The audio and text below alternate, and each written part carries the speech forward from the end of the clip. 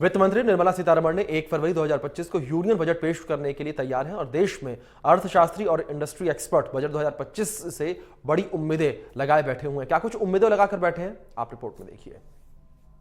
देश का बजट आने में महज कुछ दिन का वक्त बाकी है। 1 फरवरी को केंद्रीय वित्त मंत्री निर्मला सीतारमण बजट पेश करेंगी। इस बजट में खास क्या रह सकता है और देश की उम्मीदें क्या हैं, इस पर बात करने के लिए हमारे साथ मौजूद हैं एक्सपर्ट आदित्य मन्या जैन साहब। सर, उम्मीदें तो हर बार बहुत रहती हैं, इस बार भी उम्मीदें हैं, लेकिन क्या लगता है पिछली जो गलतियां हुई हैं उससे सबक लिया जाए, क्योंकि टैक्स पेयर तो टैक्स दे दे के थक जा रहे हैं। देखिए, हमारे देश में जो टैक्स पेयर है उसके साथ इंसाफ नहीं हो रहा है। पिछली बार की जो गलतियां थी उनकी वजह से केंद्र सरकार के जो चुनाव हुए थे उसमें नुकसान हुआ उनको। वर्तमान में अगर हम देखें तो आम आदमी भी इनडायरेक्ट टैक्स में शामिल हो गया। तो सबसे पहले तो बजट में मैं चाहता हूं माननीय वित्त मंत्री श्रीमती सीतारमण जी से कि जीएसटी का सरलीकरण करें। आप देखिए कि आम आदमी की जरूरत जो है हॉस्पिटलाइजेशन है। आज इलाज कराना बहुत महंगा हो गया है। सरकारी जो हॉस्पिटल्स हैं उनमें व्यवस्थाएं कहीं कहीं चरमराई हुई। जो मेडिक्लेम होता है उस पर भी जीएसटी लगता है। मतलब बीमार हो वो भी हॉस्पिटल का बिल भरो, उस पर 18% जीएसटी भरो। तो माननीय वित्त मंत्री को सोचना चाहिए कि जो इंश्योरेंस पॉलिसी है ये आदमी को सेव करती हैं और उनकी सेविंग भी करती हैं, तो इस पर जीएसटी बहुत मिनिमाइज कर दें, है ना। दूसरा, जो नई स्कीम है आयकर की, उसमें एनपीएस को शामिल करें तो प्राइवेट क्षेत्र जो है वो सेफ हो जाएगा, प्राइवेट क्षेत्र के कार्य का। तीसरा, 10 करोड़ रुपए से ऊपर के जो होटल्स हैं, कन्वेंशन सेंटर हैं, आज इनकी जरूरत बहुत बढ़ गई है, लेकिन इनको उद्योगों का दर्जा नहीं दिया गया। इनको इंफ्रास्ट्रक्चर उद्योग का दर्जा दे दें तो कहीं ना कहीं उनको फायदा होगा। वो जो छोटे और मंझोले होटल्स हैं उनको सस्ता लोन दें, क्योंकि आज की तारीख में होटल इंडस्ट्रीज, हॉस्पिटलिटी इंडस्ट्रीज, पर्यटन क्षेत्र में लोगों को, हर आदमी को होटल की जरूरत, तो वो उनको बढ़ाने के लिए सरकार को चाहिए कि उनको सस्ता लोन दें, उनके लिए कोई पैकेज दे दें। भारतीय शेयर बाजार की बात करें, जो सिक्योरिटी ट्रांजैक्शन टेस्ट है उनको कितने लंबे समय से मांग की जा रही है, उस पर वो उनको हटाना चाहिए। दूसरा, जो डायरेक्ट टैक्सेस दरें हैं 7.5 लाख रुपए की, आज की तारीख में बहुत कम है। इसको सरकार को 10 लाख रुपए करना चाहिए। जो आम आदमी के अलावा जो सरकारी कर्मचारी हैं उनको सबसे ज्यादा राहत मिलेगी। एक्चुअली सरकार को तो लेके देते ही है। छोटा व्यापारी है वो जीएसटी भी लेता है, उसे कहीं कहीं मिलता है जीएसटी ने, नगर निगम के टैक्स है, लाइसेंस शुल्क है। इसमें माननीय वित्त मंत्री को थोड़े, दरअसल देश को आर्थिक सुधारों, जैसे 1991 में 1991 में आर्थिक सुधारों के लिए एक बड़ा बजट पेश किया गया, वैसे वैसे आप देखें कि हमारी भारतीय अर्थव्यवस्था थोड़ी सुस्त हो रही है। साथ ही जो कर्ज का दर है उससे सरकार को सिरदर्द भी हो रहा है। तो उनको ये माननीय वित्त मंत्री को जाने कि बुनियादी ढांचे को करें। दूसरा, उन उद्योग को प्रोत्साहित करें जहां एम्प्लॉयमेंट मिलता है। आज कई जगह ऐसी हैं जहां इनकम टैक्स लगता है, अधिभार भी लगता है, सेस भी लगता है एडिशनल। तो ये एडिशनल क्यों? जब सरकार का जीएसटी जो इनडायरेक्ट टैक्स का जो कलेक्शन है वो लगातार बढ़ता जा रहा है, तो आपको जो लोग 15% टैक्स देते हैं उनको तो राहत दीजिएगा। मैं आपको सबसे बात बताऊं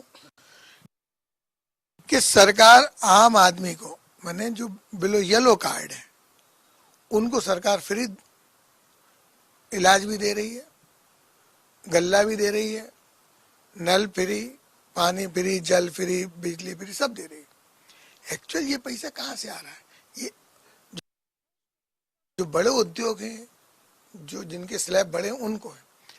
सरकार को ये नहीं मालूम, ये सोचना चाहिए कि जो टैक्स दे रहा है उसकी सुरक्षा तो करें। ना तो उसको आयुष्मान कार्ड दिया जा रहा है, ना उसका कोई इंश्योरेंस। वो जिस दिन मर गया तो एक्चुअल तो सरकार के टैक्स खत्म हो जाएंगे ना। तो मेरी वित्त मंत्री से विशेष प्रार्थना है कि आपने इनकम टैक्स में एक जैसे कि समझौता स्कीम निकाली, हर प्रदेश को आपने टारगेट दिए, प्रदेश के टारगेट पूरे भी हो, अच्छा पैसा आया तो उससे इनकम टैक्स डिपार्टमेंट का बुनियादी ढांचा सुधर गया, कमिश्नर्स को सुविधाएं हो गई, ऑफिस अच्छे हो गए। लेकिन जो टैक्स पेयर है माननीय वित्त मंत्री जी, वो दुकान खोलता है, वो पहले पाँव पड़ने के पहले आप ही का इंतजाम करता है, पहले टैक्स भरने का इंतजाम कर, फिर अपनी पेट का इंतजाम करता है। उसके परिवार को सुरक्षित करने के लिए आपको उसको एक मेडिक्लेम क्लेम देना चाहिए। उस आधार पर कोई प्रॉब्लम नहीं है, तब उस आधार पर आपका रिटर्न कितना है। सर मेरे इसमें एक सवाल और, एक नई मांग भी उठी है कि जो टैक्स की व्यवस्थाएं हैं, दो व्यवस्थाएं होती है, उन सबको चेंज करके एक नई व्यवस्था लागू की जाए, क्योंकि देश की भी मांग है। जिस तरह से आप भी कह रहे हैं कि जो टैक्स पेयर होता है उसकी चिंता नहीं हो रही है, जो गरीब तबका होता है उसकी चिंता ज्यादा की जाती है, तो सर नई व्यवस्था नहीं बनाई जानी चाहिए? देखिए, मुझे नाम याद नहीं आ रहा है, एक कमेटी बनी थी जो एक देश एक इलेक्शन और एक टैक्स, लेकिन मुझे लगता है कि सरकार का जो केंद्र में बहुमत है वो सरकार अभी डर रही है, इसलिए एक कॉमन टैक्स स्कीम जो आना थी वो नहीं आ पा रही है। अगर इस देश में जिस दिन कॉमन टैक्स एक सिंगल, उस समय देश की जीडीपी सुधर जाएगी, देश तेजी से आगे दौड़ेगा। लेकिन ये सरकार अभी कमजोर है। वही ना, डर के चलते नुकसान तो देशवासियों को ही हो रहा है। दरअसल ये सरकार जो थी पिछले 10 साल से, ये किसी से डरती नहीं थी। ये बजट में इनको कोई फर्क नहीं पड़ता था कि हमें वोट मिलेगा नहीं मिलेगा, ये बात सही थी।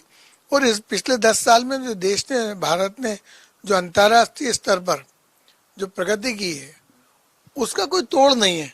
लेकिन सरकार के नियम बनाने में जब वोटिंग पावर आती तब वहां सरकार कमजोर हो रही है। अभी आप देख रहे हैं कि यूएस में राष्ट्रपति महामहिम ट्रंप जी आ गए, वो सिर्फ अपने देश को सुधारने की बात कर रहे हैं, देश में इनकम कहां से बढ़े उसके, उनका पूरा टेरर है। और उनकी नजर जिस तरीके से तिरछी चीन पर हो रही है उसी तरीके से तिरछी भारत पर भी हो रही है। तो माननीय वित्त मंत्री जी को विदेशी निवेश लाने के लिए कुछ रेड कारपेट बिछाने पड़ेंगे, कुछ सरलीकृत उनको टैक्स की एक गणना करके उनको एक स्कीम देना पड़ेगी। मैं समझता हूँ अगर ये बातें माननीय वित्त मंत्री जी ने कर ली तो बहुत अच्छी बात है और आम आदमी को सुखी हो जाएगा। और मैं चाहता हूँ माननीय वित्त मंत्री जी, माननीय मोदी जी, मैं इंडिया चैनल के माध्यम से आपसे अपील करता हूँ कि जो लोग देश की अर्थव्यवस्था में आपको सहयोग दे रहे हैं आप उनका ख्याल करिए। आप क्या कर रहे हैं, हम लोगों को चूसे जा रहे हैं और दूसरों को सींचे जा रहे हैं। मेरा आखिरी सवाल है ये कि जिस तरीके से पिछली बार का बजट आया था तो बाजार ने थोड़ा नेगेटिव रिस्पांस दिखा, धड़ाम से बाजार गिरा, बाजार से पहले गिर रहा था, लेकिन आज बाजार में थोड़ा पॉजिटिव रिस्पांस देखने को मिला जिस तरीके से बजट आ रहा है। तो सर बाजार को तो उम्मीदें बहुत हैं, पिछली बार भी उम्मीदें बहुत थी लेकिन उम्मीदें पूरी नहीं हुई थी और फिर जिस तरीके अपने बाजार में लॉस देखा था। देखिए, बाजार के गिरने के दो बड़े कारण थे। एक तो एफआईआई ने अपना निवेश बाहर निकाल लिया, दो चीजों से, दुनिया में दूसरे देशों में ब्याज दरें बढ़ रही हैं, वहां के प्रॉफिटेबिलिटी बढ़ रही है हिंदुस्तान की अपेक्षा, तो उन्होंने वो निकाला जिससे हमको बहुत नुकसान हुआ।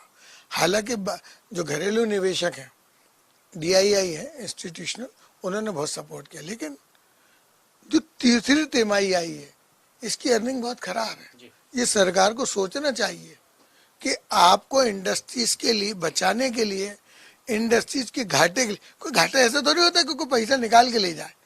घाटा तो क्या होता है, टैक्स भी भर रहे हैं, अर्निंग भी नहीं हो रही है, माल भाड़ा वृद्धि है, सब चौतरफा इंडस्ट्रीज पर मार पड़ रही है।